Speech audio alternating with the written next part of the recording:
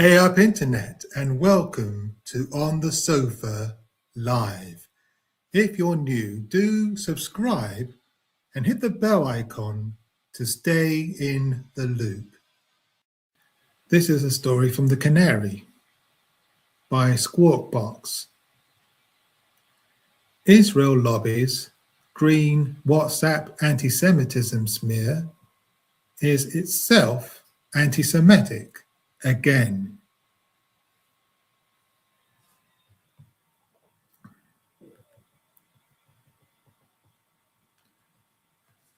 The hard-right, ultra-Zionist and genocide-denying Telegraph's claim of an anti-Semitic Green Party WhatsApp group shows the Israel lobby's desperation to halt the surge of Jewish leader Zach Polanski's party. And it appears, yet again, that the Israel lobby has no qualms about being anti-Semitic in its tactics. Green activists called Jews abominations in leaked WhatsApp chats. And on the face of things, if you just read that headline and take it at face value, you'll be right, you'll be forgiven for thinking that the Telegraph are correct in calling these people out. And because anyone who calls Jews abominations should be called out. They should be called out for being anti-Semitic. But the devil, as always, is in the details, as we shall see as we read further. Green activists called Jews abominations in leaked WhatsApp chat blares the rags headline. It then claims that, with emphasis added by Squawkbox, Green Party activists described Jewish people as an abomination to this planet in anti-Semitic WhatsApp messages the Telegraph can reveal. One member of the Greens for Palestine group, a left-wing faction in the Green Party, said Jews murder, bomb and starve children. Another claimed the arson attack on 4 ambulances owned by a Jewish charity in Golders Green, North London, on Monday had been a false flag operation, suggesting it could have been carried out by Jewish people. A Green Council candidate shared posts on social media making the same claim. And again, if you just take these claims on face value, yeah, but you'd be right in thinking that these are anti-Semitic. But let's read on. But the paper's examples show next to none of this, and the abomination in the chats is unequivocally Zionism. Most Zionists are not Jewish, and many Jews are anti-Zionists. Though one ill-advised comment does discuss frustration at being forced to use the term Zionism in discussions of it. Unsurprisingly, the article quickly falls apart under scrutiny and ends up being propped up by the manufactured outrage of known Israel-funded pressure groups.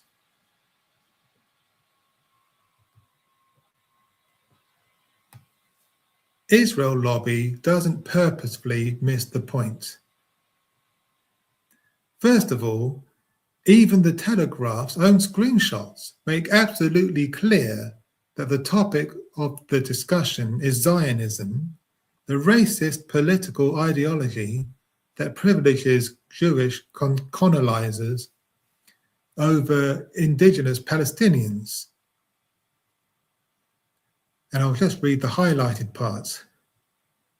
No version of Zionism allows for Palestinian rights to just be who they are, where they live and have lived. So So it hardly matters whether it is cultural or spiritual or political Zionism. It is still home for the Jews that necessitates the expulsion, elimination, or rendering second or third class of Palestinians. Therefore, all Zionism is racist. Yes, agreed. I was thinking more specifically when arguments are brought forth about these specific types, we could better suggest that the founders of these forms are still racist. For example, the Wikipedia page, it mentioned that the founder wanted the settlements to build culture and then say it is racist exclusive policy. It is a political concept, which Zionist group doesn't believe in the erasure of Palestinian land.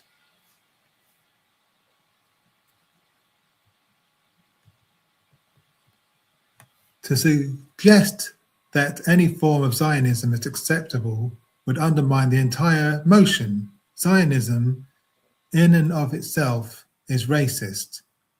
I think cultural Zionism has just been invented by liberal Zionists when Zionism just wouldn't wash anymore. The article's central claim then falls apart like a £2 suit. Nobody in the group said that Jewish people are an abomination. The screenshot makes plain, to an honest reading, that the comment is referring to Jewish supremacists. In other words, Zionists.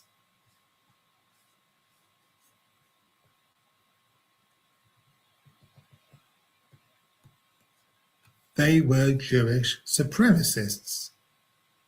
Enough of being scared of hurting their feelings while they murder, bomb, and starve children.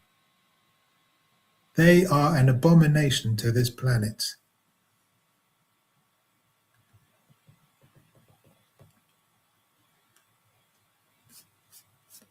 Zionism is racism. Zionism is an ethno-supremacist political philosophy.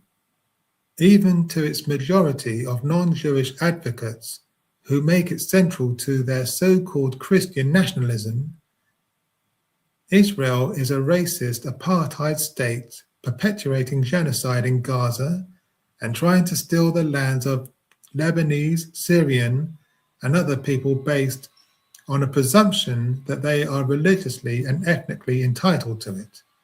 Its advocates believe they are entitled even to murder children to achieve this goal. They have already murdered and maimed hundreds of thousands of children in Gaza and want to slaughter the children of their opponents in Iran. Zionism has rightly been described as one of the biggest dangers to humanity and is shamelessly demonstrating why, in the series of atrocities and global crises Israel is creating. After these two screenshots, the best that hack Sabrina Miller, herself a notorious pro-Israel agitator, even as a student, can come up with is highlighting discussions about information security and whether Israel-linked apps can be trusted. That and some quotes from the so-called Campaign Against Antisemitism, CAA, which is funded by Israel and notorious for its attacks on Muslims to promote pro-Israel narratives. CAA's charitable status has been under investigation for the blatantly political nature of its activities, but of course, the Telegraph leaves that out. Its chief executive, Gideon Falter, was exposed making up claims of being prevented from crossing a road because of a pro-Palestine march and folded embarrassingly under scrutiny.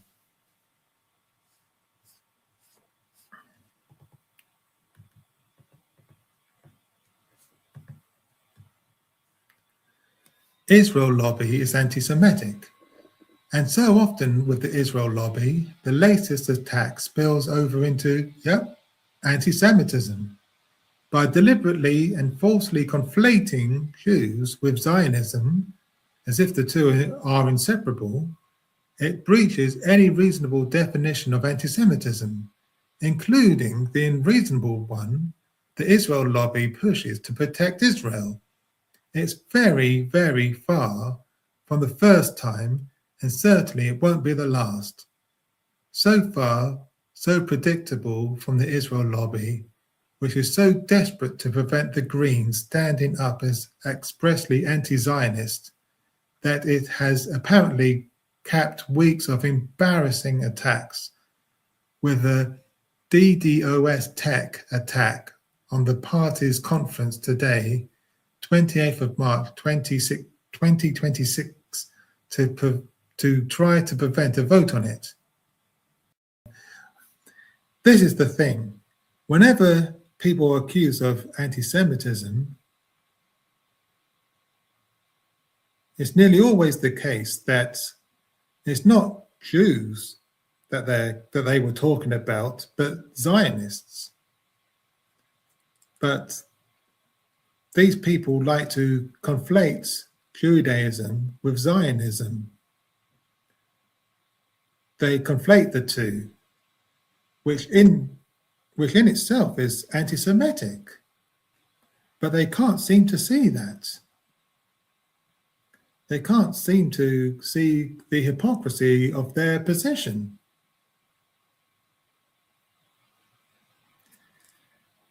But let me know what you guys think in the comments. If you've made it this far, thanks for watching. And please do me a favor and like the video, subscribe if you haven't already, and do leave a comment because that would really help me out with the algorithm. Okay, bye for now.